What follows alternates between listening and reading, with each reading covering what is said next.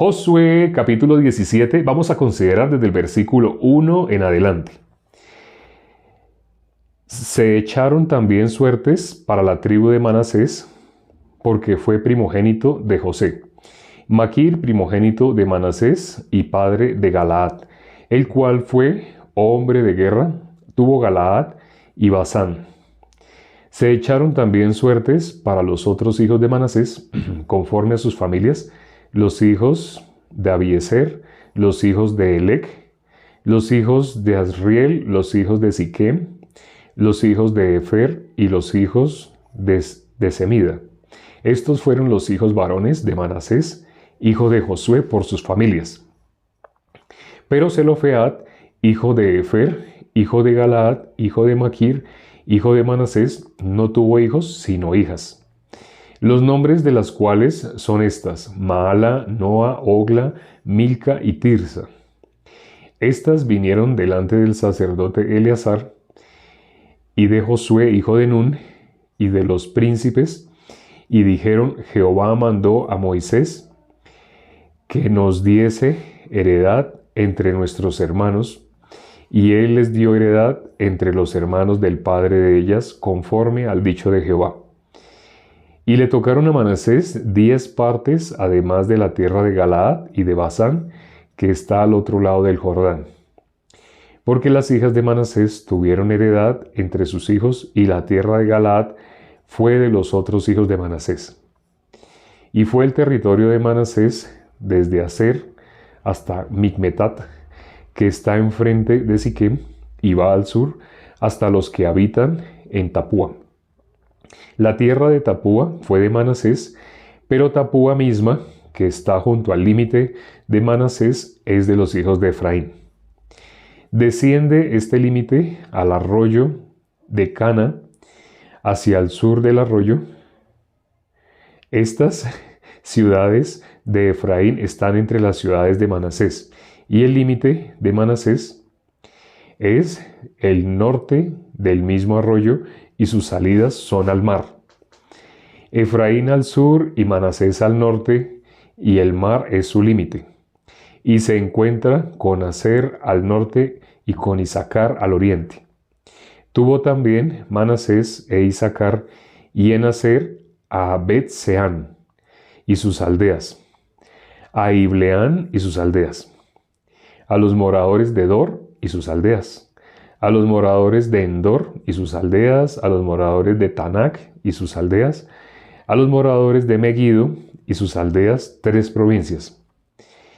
Mas los hijos de Manasés no pudieron arrojar a los de aquellas ciudades, y el cananeo persistió en habitar en aquella tierra. Pero cuando los hijos de Israel fueron lo suficientemente fuertes, hicieron tributario al cananeo, mas no lo arrojaron. Y los hijos de José hablaron a José diciendo: ¿por qué no has dado por heredad una sola suerte y una sola parte, siendo que nosotros un pueblo tan grande, y que Jehová nos ha bendecido hasta ahora? Y Josué les respondió: si sois pueblo tan grande, subid al bosque y haceos desmontes allí en la tierra de los fereceos y de los refaítas, ya que el monte de Efraín es estrecho para vosotros. Y los hijos de José dijeron: no nos bastará a nosotros este monte, y todos los cananeos que habitan la tierra de la llanura tienen carros cerrados, los que están en Bet-Seán y en sus aldeas, y los que están en el valle de Jezreel. Entonces Josué respondió a la casa de José, a Efraín y a Manasés, diciendo: tú eres gran pueblo y tienes grande poder, no tendrás una sola parte, sino que aquel monte será tuyo, pues aunque es bosque, tú lo desmontarás y lo poseerás hasta sus límites más lejanos, porque tú arrojarás al cananeo, aunque tenga carros cerrados y aunque sea fuerte. Aquí acabamos de leer el capítulo 17. Hay algo peculiar entre el último versículo de este capítulo y el último versículo del capítulo anterior. Vamos a leer los dos últimos versículos. El último versículo del capítulo anterior dice así: pero no arrojaron al cananeo que habitaba en Geser, Antes quedó el cananeo en medio de Efraín hasta hoy y fue tributario. Y ahora miremos el último versículo del día de hoy, del capítulo 17, el versículo 18. Sino que aquel monte será tuyo, pues aunque es bosque, tú lo desmontarás y lo poseerás hasta sus límites más lejanos, porque tú arrojarás al cananeo, aunque tenga carros cerrados y aunque sea fuerte. Un versículo dice que no pudieron, ¿no? El otro versículo, sí, tú los vas a arrojar.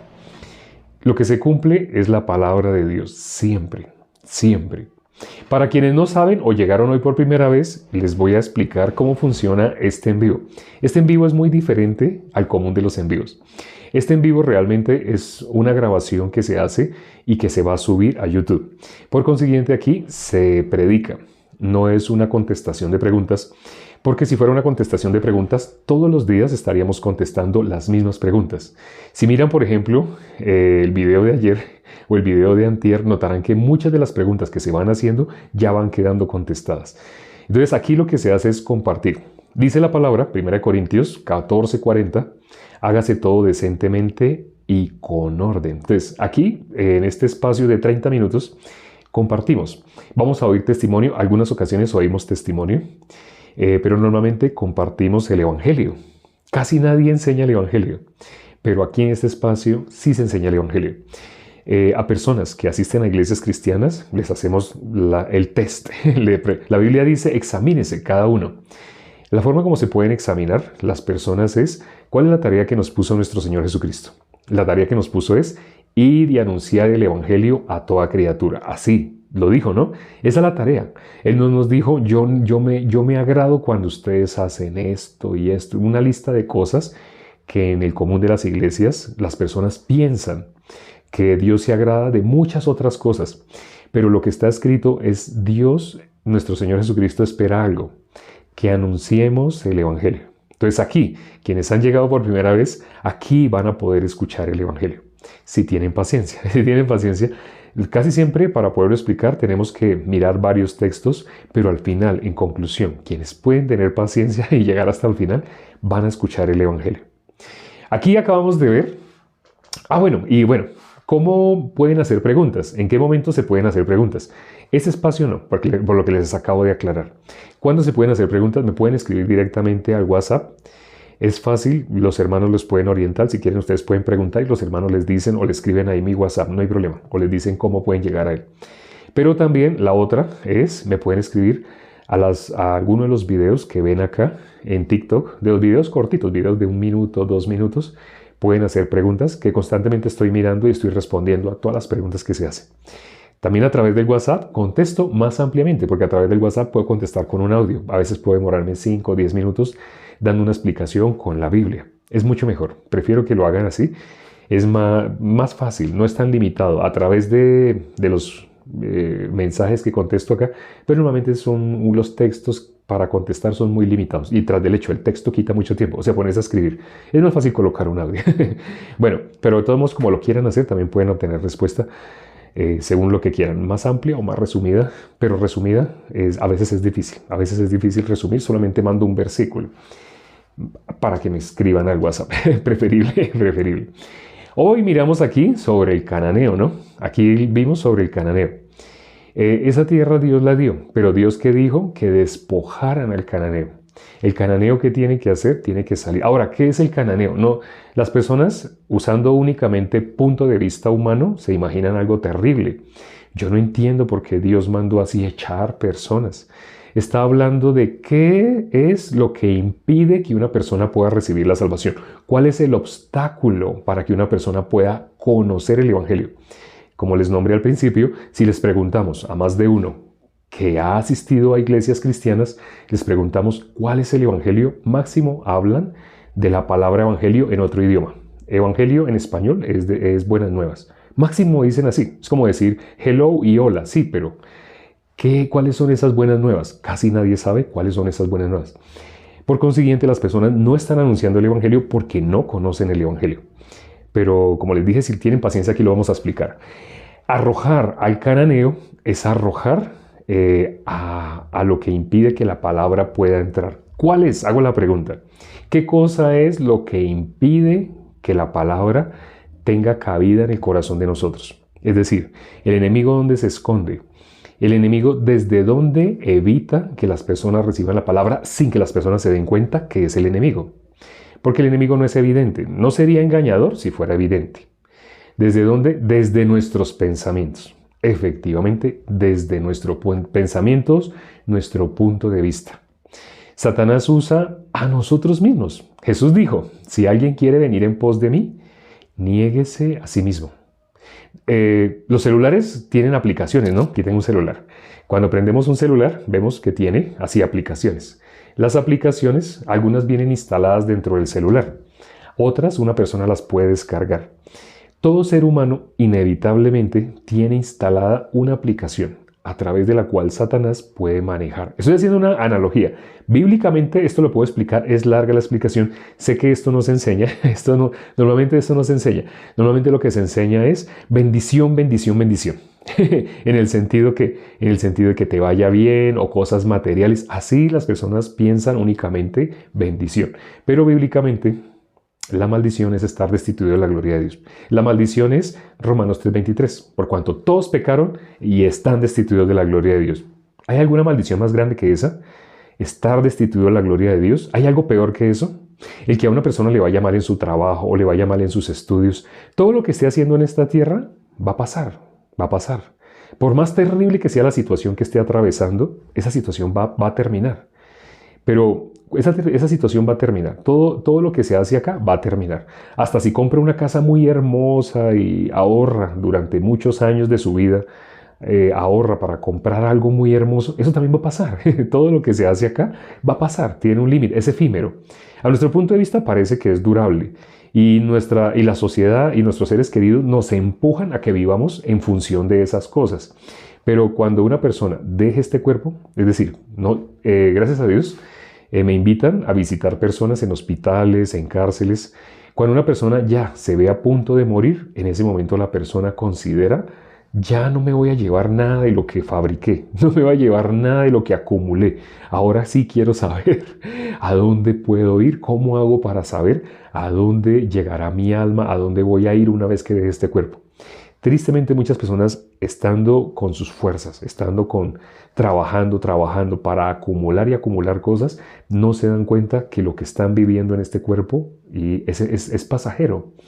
La palabra dice claramente que ¿dónde está la eternidad?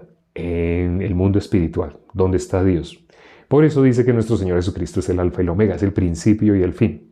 Cuando miramos, por ejemplo, Apocalipsis 9, ahí podemos leer en varios versículos, vamos a ver, como si se estuviera hablando del momento en el cual entró el pecado al mundo, y luego ahí mismo se está hablando también del momento en el cual nuestro Señor Jesucristo iba a ser crucificado. Entonces uno dice, pero espere, no entiendo. O sea, yo quiero que me hable de un punto específico de la historia. Por ejemplo, la Segunda Guerra Mundial, hábleme de 1945, pero así que me habla de una fecha y luego 2000 años más acá y luego se mete con Adán, 4000 años. No entiendo, eso me confunde. Sí, nos confunde el lenguaje espiritual, porque en el mundo espiritual todo se puede ver al mismo tiempo. En el mundo material tenemos un pasado, presente, futuro. Nuestro punto de vista está limitado a ese pasado, presente, futuro. Y cuando miramos Génesis capítulo 3, miramos que Dios le dio autoridad a Satanás que se metiera con lo que creemos nosotros que es nuestro pensamiento. Dios busca adoradores en espíritu y en verdad. Por consiguiente, si tú quieres comprar algo que es de oro, tú necesitas verificar que es de oro. Para verificar tú tienes que aplicar unos químicos y ahí se da cuenta, eso era solo bañado en oro, no era oro. ¿Sí? O peor, algo que parece oro pero no era cobre. ¿Sí? Entonces, efectivamente, para saber quién es adorador en espíritu y en verdad, Dios nos dejó la palabra, pero el ser humano toda su vida ha vivido con su sí mismo. Toda su vida ha creído a su punto de vista, a lo que le parece que está bien, lo que le parece que está mal. Y aún desconoce que eso fue lo que comió Adán y Eva. Sí, si no sabías, Adán y Eva comió el fruto de la ciencia del bien y del mal. ¿Qué pasaba con el que comiera ese fruto? Iba a morir. ¿Qué significa iba a morir? No necesitaba de Dios. ¿Quién es? ¿Dónde está la vida? La vida está con nuestro Señor Jesucristo, con Dios. En el principio era el verbo era con Dios, el verbo era Dios. El verbo se hizo carne y habitó entre nosotros. Contesto esa pregunta. Esa fue una pregunta que alguien hizo y decía, no, pero es que ahí en Juan, capítulo 1, versículo 1, donde dice en el principio era el verbo era con Dios y el verbo era Dios, ahí no está diciendo Jesús era Dios, ahí no está diciendo así. Alguien hizo esa pregunta. Cuando miramos el versículo 14, vamos a mirarlo. Vamos a mirar Juan, capítulo 1. Juan, capítulo 1, versículo 1. Juan capítulo 1, versículo 1. Dice, en el principio era el verbo, y el verbo era con Dios, y el verbo era Dios. Espero que se queden con esta frase. El verbo era Dios. Así dice, ¿cierto? El verbo era Dios. Rápidamente leamos el versículo 14. Y aquel verbo fue hecho carne y habitó entre nosotros, y vimos su gloria, gloria como del unigénito del Padre, lleno de gracia y de verdad. ¿Cómo así que como del unigénito? ¿Es el unigénito o como del unigénito? Hay personas que ante esto que estoy leyendo se pueden confundir, sobre todo si les han mostrado otros versículos haciéndoselos interpretar opuestos a este. Pero ¿qué es lo que está diciendo? El verbo se hizo carne, fue hecho carne y habitó entre nosotros. ¿Quién habitó entre nosotros? El verbo. ¿A quién se refiere? Hago esta pregunta rápidamente. Espero que piensen bien sobre la respuesta. Aquí dice, el verbo fue hecho carne y habitó entre nosotros. Y vimos su gloria, gloria como el unigénito del Padre. Ahora, cuando dice el verbo fue hecho carne, ¿a quién se refiere? A Jesús, a Jesucristo, a Jesucristo. ¿Alguien tiene otra idea diferente? Todo el mundo está de acuerdo que Jesús, el verbo. Cuando dice el verbo se hizo carne y habitó entre nosotros, Jesucristo, ¿sí? Dios, la palabra, Jesucristo, a la palabra, el verbo es la palabra, el verbo es Jesucristo, sí, el verbo es la palabra. Lo leímos también hace poco en Hebreos capítulo 1, el versículo 3. Dice, quien sustenta todas las cosas con la palabra de su poder. Suena raro, ¿sí? Con la palabra de su poder. Sí, quien sustenta todas las cosas con la palabra de su poder. Efectivamente, es nuestro Señor Jesucristo. El verbo es Dios. Alguien escribió, el verbo es Dios. Sí, el verbo es Dios, el verbo es nuestro Señor Jesucristo. Efectivamente, sí, efectivamente. Cuando dice el primer versículo, en el principio era el verbo era con Dios, el verbo era Dios. En el 14 dice, vimos su gloria como del unigénito. Espere, no entiendo. ¿El unigénito o como del unigénito? ¿Sí? ¿El unigénito o como del unigénito? Me confundo un poquito. Si es Dios, lo vimos como si fuera el unigénito. ¿Pero es Dios? Sí, es Dios. No entiendo. Vamos a mirar lo que dijo Juan. Lo que dijo Pedro de nuestro Señor Jesucristo. Está en Mateo 16. Es famosa esa frase que dijo Pedro. Mateo, capítulo 16. No había mirado la hora, pero tengo que estar atento porque hoy vamos a escuchar testimonio. Mateo, capítulo 16. Jesús le preguntó a los discípulos que quién decían ellos que era. Primero que quién decían las personas y luego que quién decían ellos. Entonces vamos a mirar Mateo 16. Vamos a leer desde el versículo 13. Viniendo Jesús a la región de Cesarea de Filipo, preguntó a sus discípulos diciendo, ¿quién dicen los hombres que es el Hijo del Hombre? Bueno, cuando dice que es el Hijo del Hombre se está refiriendo a él. Asimismo, ¿quién dicen los hombres que es el Hijo del Hombre? Ellos dijeron, unos Juan el Bautista, otros Elías, y otros Jeremías, o alguno de los profetas. Todo esto decían de nuestro Señor Jesucristo. Él como que es Elías. Él como que es Jeremías, parece que es Jeremías. Él como que es o alguno de los profetas. Así decían todas las personas que veían a nuestro Señor Jesucristo. Hasta este capítulo 16 ya muchas señales se habían manifestado a través de nuestro Señor Jesucristo. Muchos milagros. Pero entonces ellos decían algunos de los profetas. Tal vez Jesús es alguno de los profetas.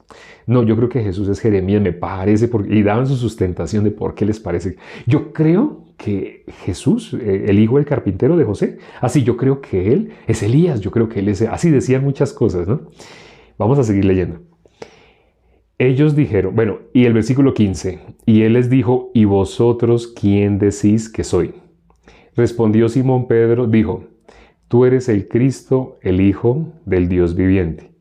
Entonces le respondió Jesús, bienaventurado eres Simón, hijo de Jonás, porque no te lo envió, no te lo reveló carne ni sangre, sino mi Padre que está en los cielos.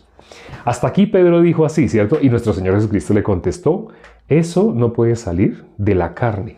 Eso que dijo Pedro no puede salir de la carne. Hoy, precisamente, cuando recibió la salvación el hermano de Riohacha, cuando escuché el testimonio de él testificó, de sus labios salió, que Jesús ya había llevado todos sus pecados, que él ya era libre del pecado.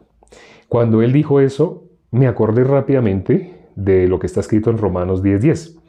Con el corazón se cree para justicia, con la boca se confiesa para salvación. Esto que dijo el hermano de Riohacha, que hoy fue agregado al grupo de WhatsApp, esto que él dijo no puede salir de carne. Esto no, así como le dijo Jesús, bienaventurado eres, bienaventurado eres. Eso que dijiste no te lo reveló carne ni sangre, sino mi Padre que está en los cielos. Eso solamente sale del corazón de alguien que ha recibido la salvación. Alguien que no ha recibido la salvación no puede decir esto, no puede. Se esfuerza, pero algo que no puede decir o que dice, si lo va a decir, lo frena, es la palabra pecado. Se la tiene uno que sacar a juro, porque no la puede decir. Hace poco hablé con alguien, bueno, no hace poco, no hace como 3 meses, con alguien que le preguntaba por el Evangelio, no me lo podía decir, no podía. Daba definición hasta cierto punto, pero le costaba nombrar la palabra pecado. Me tocó empujar casi que lo obligué a que me diera la respuesta. Pero cuando alguien ha recibido la salvación, sin que nadie lo empuje, va a salir de su boca, Jesús llevó mis pecados, soy libre del pecado. Esas son las maravillas de Dios. Eso solamente puede salir de la boca de un justo. Ahora, ¿eso está saliendo de la carne? No, sale del corazón. Estamos refiriéndonos al mundo espiritual. Con el corazón se cree para justicia, con la boca se confiesa para salvación. Todo ser humano en modo natural es de labios inmundos. Va a confesar la mentira. No sé si se acuerdan qué es lo que dice sobre la mentira nuestro Señor Jesucristo, sobre Satanás, qué es lo que dice. Pero vamos por partes. En Juan capítulo 8, versículo 44, habla sobre la mentira. Pero de momento, primero, así vamos a mirar de una vez. Juan capítulo 8, versículo 44. Bueno, no, ya que estamos en Mateo, entonces ahora vamos a mirar a Juan. Juan capítulo 21, el último capítulo de Juan. Juan capítulo 21, para no soltarlo de Pedro, ¿no? Para no que no nos quede separado. Aquí Pedro dijo, tú eres el Cristo, el Hijo del Dios viviente. Pero ahora vamos a mirar cómo lo dice Pedro en Mateo capítulo 21. Vamos a mirar desde el versículo 18. Mateo capítulo 20, Juan capítulo 21, el último capítulo de Juan, el versículo 18. Juan 21, versículo 18. Dijo Jesús, de cierto te digo, cuando eras más joven te ceñías e ibas a donde querías, mas cuando ya seas viejo extenderás tus manos y te ceñirá otro y te llevará a donde no quieras. Esto dijo dando a entender con qué muerte había de glorificar a Dios. Esto parece que sonara como feo, ¿no? Pero no, es bonito. Dios, ¿qué está diciendo nuestro Señor Jesucristo acá? Le está dando una promesa. Él, hasta su muerte, iba a glorificar a Dios. Por los ojos se veía un traidor, si alguien que negó a Jesús, pero Jesús le está dando una promesa. Hasta la muerte, Él iba a glorificar a Dios. Ahora leamos el versículo anterior, el 17. Le dijo la tercera vez, Simón, hijo de Jonás, ¿me amas? Pedro se entristeció de que le dijese la tercera vez, ¿me amas? Y le respondió, Señor, tú lo sabes todo, tú sabes que te amo. Jesús le dijo, apacienta mis ovejas. Sí, así, apacienta mis ovejas. Tú lo sabes todo. ¿Quién sabe todo? Ahora, una pregunta. ¿Ustedes saben por qué los escribas se enfurecieron cuando Jesús le dijo al paralítico, tus pecados te son perdonados? ¿Alguien sabe? ¿Alguien sabe por qué se enfurecieron ellos? Dijimos que íbamos a mirar Juan capítulo 8, versículo 44. Vamos a mirar Juan capítulo 8, versículo 44.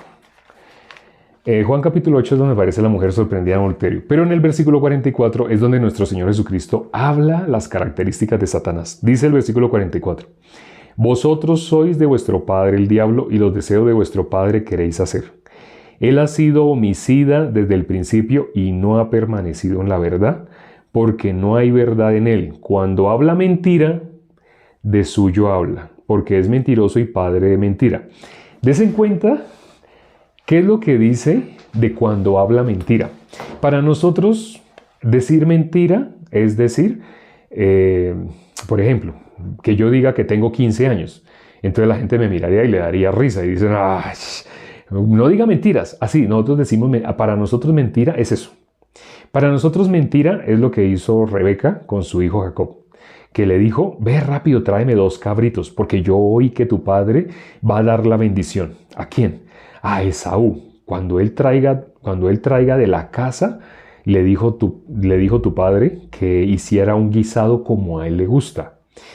¿Y sabes quién hace el guisado como a él le gusta? Yo, Rebeca, yo hago el guisado como a tu papá le gusta. Entonces, como yo, dice en la Biblia que nuestro Señor Jesucristo es en quien Dios tiene complacencia. Aquí es donde vamos a nombrar el Evangelio. Así dijo Dios, este es mi Hijo amado en el cual tengo complacencia. En el caso de Rebeca, ¿quién podía hacer el guisado como al Padre le gusta? Ahí aparece el Padre y aparece alguien que tiene que hacer el guisado como al Padre le gusta. ¿Quién es la persona que le hace ese guisado? ¿Quién es la persona que siempre le ha hecho la comida al Padre? Y como dice, como a mí me gusta. Rebeca, ¿sí? Rebeca ahí es sombra de nuestro Señor Jesucristo. Dios dijo, este es mi Hijo amado en el cual tengo complacencia. Rebeca va a ser como al Padre le gusta. Entonces las personas al ver a Rebeca piensan, ay, Rebeca tan mentirosa, uy, eso que está haciendo, Rebeca también, uy, no, terrible, cuando usamos el concepto humano de decir mentiras. Pero cuando miramos en la Biblia, para Dios, ¿qué es decir mentira? Cuando habla mentira, de suyo habla.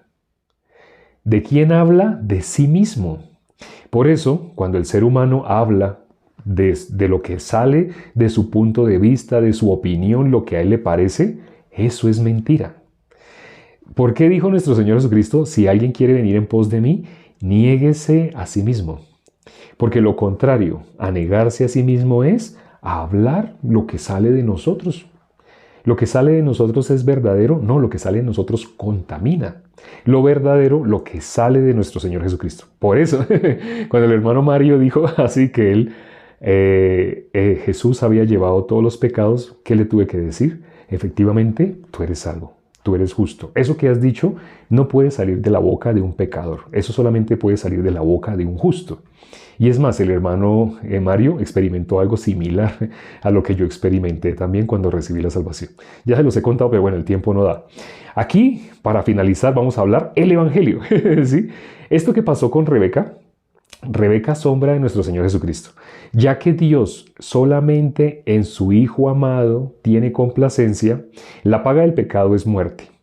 Y también miramos Dios cómo determinó que se debe pagar, de qué manera se debe pagar. Cuando miramos el libro de Levítico vemos en detalle cómo es que se paga la ofrenda, cómo es que se hace ofrenda por el pecado, cómo se hace el holocausto. Pero es necesario para ello que haya muerte. Dice en Deuteronomio, en el libro de Hebreos, en el Nuevo Testamento, sin derramamiento de sangre no se hace remisión por los pecados. Y ciertamente en Deuteronomio también lo podemos ver, pero en Hebreos está resumido. Sin derramamiento de sangre nadie puede decir que ya no es pecador. No. Para que una persona sea libre del pecado, tiene que derramarse sangre. ¿Por qué? Porque la paga del pecado es muerte. ¿Dios acepta cualquier sacrificio? No. Este es mi Hijo amado en el cual tengo complacencia. Únicamente Dios acepta lo que sale de su Hijo amado. Entonces, cuando miramos en Rebeca, parece que de Rebeca está saliendo mentira. Vemos a Rebeca como engañadora. Así la vemos. ¿Pero es engañadora? No. El corazón que está saliendo de Rebeca es sombra de lo que salió de nuestro Señor Jesucristo. Ella es la que cambió de lugar por nosotros. Bueno, en ese caso, por Jacob. ¿Qué le dijo Rebeca a Jacob? Cuando Jacob pensó que iba a recibir maldición, le dijo Rebeca: sea sobre mí tu maldición. Todo ser humano desde que nace tristemente bajo maldición. Pero Rebeca, ahí que le está diciendo a su hijo: sea sobre mí tu maldición. ¿Qué hizo nuestro Señor Jesucristo? Se hizo maldición por nosotros. Él cambió de lugar por nosotros. Nosotros merecíamos ir inevitablemente a la condenación. Pero nuestro Señor Jesucristo, haciéndose pecador, sin ser pecador, Él cogió los pecados de nosotros y se los echó sobre sus espaldas. Todo lo que está escrito en la Biblia de cómo se hace transferencia de pecados sucedió en la vida de nuestro Señor Jesucristo. El tiempo no alcanza para decirlo en detalle, pero ya lo hemos dicho en detalle, paso a paso en otros videos. Sobre todo, miren los videos del tabernáculo. Ahí explicamos en detalle cómo es que se hace la transferencia del pecado. Vamos a orar ya para terminar. Padre, gracias por este tiempo que nos permitiste para considerar tu palabra. El tiempo pasa muy rápido y a través de estos medios toca hablar muy rápido. Permite que si alguien por primera vez escuchó el Evangelio, es decir, que los pecados fueron pagados, que nuestro Señor Jesucristo ya pagó, y si alguien lo logra creer, esa persona es libre de pecado. Y la forma de saber es por lo que dice Romanos 10:10. Esa persona lo va a confesar con su boca. Porque si lo tiene en su corazón, ya lo va a confesar con su boca. Si no lo tiene en su corazón, todavía se va a seguir haciendo llamar pecador. Permite que si alguien todavía no ha podido recibir el Evangelio, tenga paciencia y siga escuchando, pues la fe viene por el oír, y el oír por la palabra de Dios. Todo lo que te hemos pedido, te lo hemos pedido orando en el nombre de nuestro Señor Jesucristo. Amén.